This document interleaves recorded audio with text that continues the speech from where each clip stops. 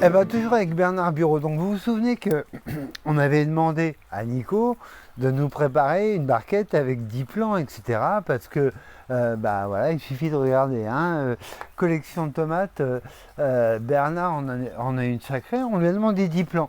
Bien sûr, 10 c'est pas possible. Nous sommes donc arrivés à 11 parce qu'il en manquait une, forcément. Et ça, c'est génial.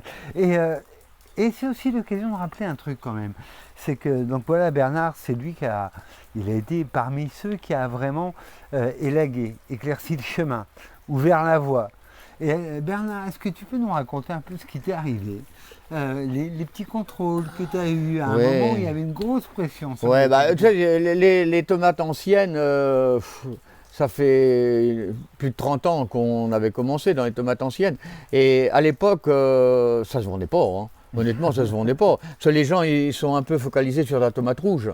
La tomate jaune, la tomate verte, la tomate... Ils sont point mûrs, vos tomates. Les tomates roses, enfin bref, ça se vendait pas trop. Et puis petit à petit, les gens s'y sont mis parce que... tout simplement parce qu'ils ont goûté. Oui, et puis, moi, j'ai rien contre les tomates du commerce. Mais je veux dire... c'est pas très bon, quoi. C'est le moins qu'on puisse dire. Alors que quand tu manges une bonne Green Zebra, quand tu manges une Saint-Pierre, quand tu manges une Cornue des Andes, quand tu manges un truc comme ça, c'est vraiment très très bon. Et mélanger en plus des jaunes, des oranges, des vertes, des rouges, des noirs, tout ça mélangé dans une salade, bah c'est joli et c'est bon. Bon, alors donc petit à petit les gens s'y sont mis quand même. Mais bon, tu sais ce que c'est, la législation fait qu'il y a un catalogue, voilà, qu'on appelle le catalogue officiel. Voilà. C'est-à-dire qu'il y a un certain nombre de variétés qui sont inscrites sur le catalogue, et puis tu as le droit de vendre, bien sûr, le prix que tu veux aussi, ça c'est pas un problème. Mais ces variétés-là, qu'on a décidé que tu avais le droit de vendre. Bon, alors, moi je suis pas du genre à transgresser la loi, c'est pas du tout mon truc, mais j'aime bien les choses qui sont bonnes, et puis qui sont faciles à cultiver pour les gens, quoi, c'est tout. Et en plus, les gens, ils peuvent récolter leurs graines. Je leur demande pas de venir racheter des plants tous les ans, ils récoltent leurs graines, ils refont leurs plants, bah tant mieux. Ils m'en achètent d'autres variétés, et puis c'est tout. Bon, mais il y a certaines administrations qui ne voient pas de cet œil-là, donc j'ai eu plusieurs fois des contrôles. Des fois, ça s'est très très bien passé, des gens très comment dirais, gentils, on va dire, qui me disaient, moi je leur pose la question, j'ai la gueule d'un truand ou quoi? J'aurais vendu comme tu dis, j'aurais vendu du cannabis encore, je dis pas. Bon, mais non, c'était des tomates. Bon, je pense pas que ce soit interdit quand même. Et parfois c'était un peu plus... C'était un peu plus, on va dire, comment dirais-je, appliquer la loi. Bête et méchante, quoi, sans savoir pourquoi. Moi, je sais que j'en ai qui m'ont dit non, mais c'est très bien ce que vous faites. Très bien. Bon, maintenant, on nous demande de venir voir, on est venu voir, et puis c'est tout. Non, mais dans l'un ou dans l'autre des cas, j'ai jamais eu de suite. D'accord. Jamais eu de suite. Mais je trouve dommage, honnêtement, c'est vrai, c'est pas pour critiquer, parce que moi, je suis pas de ce genre-là, mais je veux dire, c'est un patrimoine, les vieilles variétés. Et un patrimoine, ça doit se conserver. Tiens, d'ailleurs, puisque tu nous parles de noms bien évocateurs, est-ce que peux nous parler un petit peu de ta sélection? Donc, encore une fois, on est parti sur 8 gros fruits, 2 petits fruits, comme avec Nicolas. Sauf que Bernard a dit c'était 11. Voilà, on est passé à 11 et c'est très bien. C'est qui la 11e? Alors la 11e, c'était la Cornue des Andes. On peut quand même pas passer à côté d'une Cornue des Andes. Cornue des Andes, c'est la tomate allongée, tu sais. Alors c'est vrai, j'ai des fois des clients qui me disent, bah oui, mais elle fait le cul noir. Ouais, elle est très sensible. Voilà. Alors c'est quoi le cul noir? C'est pas une maladie. Il faut savoir que c'est pas une maladie, c'est une déficience hydrique. C'est-à-dire qu'à un moment donné, la plante elle a eu soif, elle n'avait pas à boire. En même temps, moi quand j'ai soif et que j'ai pas à boire, ça va pas. Je suis pas heureux non plus. On parlera de ce fameux cul noir.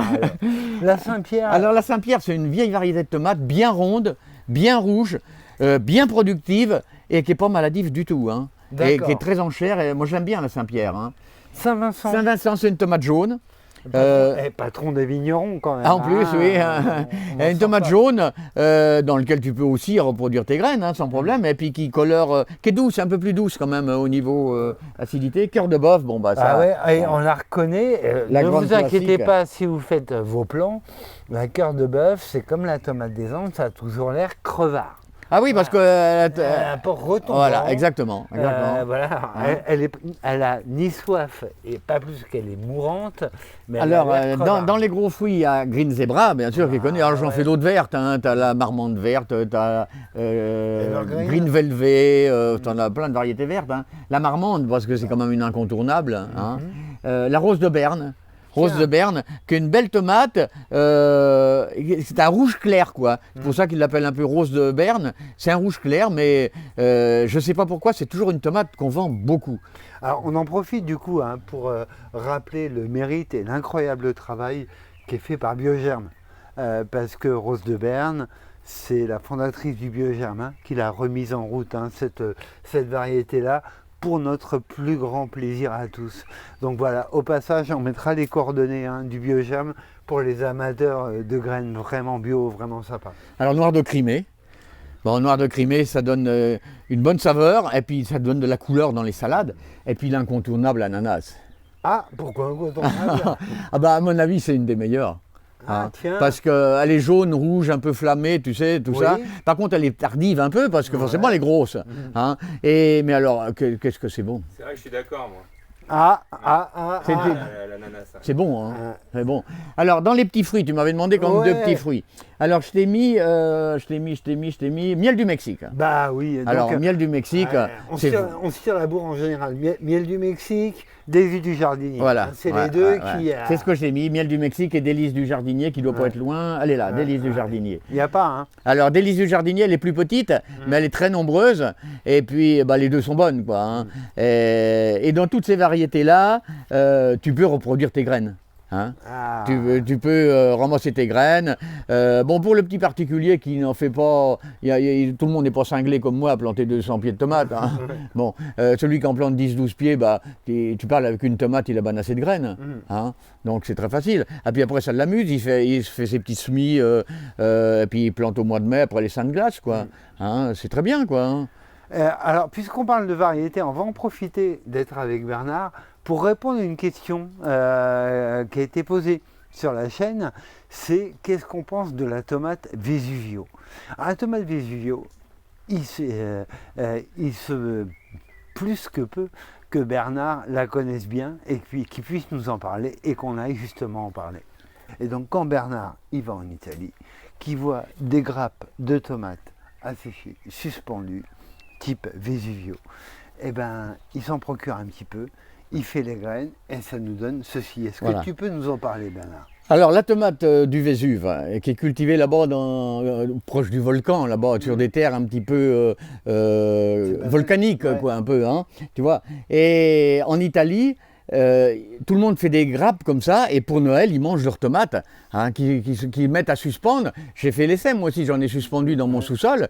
Alors, récolté au mois de juillet-août, il faut mieux les récolter le plus tard possible pour qu'elles se conservent encore plus longtemps. Jusqu'à Noël, il n'y a aucun problème. Après, c'est du plus. Hein, Ouais. mais tu peux les conserver facilement jusqu'à fin février, courant mars. Hein. Mais, ça veut dire que quand on va visiter ton potager cet été, là, Ah bah tu vas en voir en production. rendez-vous est pris. Hein, Oui, oui, non, mais il n'y a aucun problème. problème. Parce que moi, j'en plante, enfin l'année dernière, j'en avais planté, je vais en replanter cette année aussi, 25 rouges et 25 jaunes. Parce que je vais faire mes grappes déjà, et puis j'en mange comme ça, toute fraîche. Alors pourquoi c'est une tomate qui se conserve? Tout simplement parce qu'elle a la peau beaucoup plus épaisse que les autres variétés. Quand tu la croques comme ça, c'est vrai que c'est une tomate qui est un peu... On sent qu'elle est plus ferme. Ouais. Hein, mais quand tu la manges en salade, tu peux très bien l'éplucher si tu veux pas la peau. Hein, Oui. hein. Mais pour suspendre, bon bah forcément, ça se garde beaucoup plus longtemps. Alors, moi je les ai appelés Roi Humbert rouge et Roi Humbert jaune, parce que j'ai retrouvé dans les vieux catalogues le nom de ces variétés-là, mais tu en as d'autres, comme Prince de Borghese.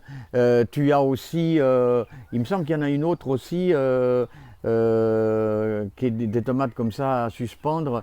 Je je me souviens plus de son nom tellement, mais de toute façon, il y a Roi Humbert et Prince de Borghese, ça c'est des tomates qu'on peut. Alors la particularité, c'est des tomates qui ont une petite pointe, un petit téton, tu vois, au bout. D'accord. Hein? Et c'est des ports déterminés ou indéterminés, ça? Alors, c'est des ports indéterminés, mais elles viennent pas très très hautes. Hein. Quand elles ont atteint 1 mètre, Ouais. 1 mètre 20 grand maximum, c'est tout. Hein. C'est de l'indéterminé qui buissonne, quoi. Oui, c'est ça, oui. Mais c'est très très productif. Hein.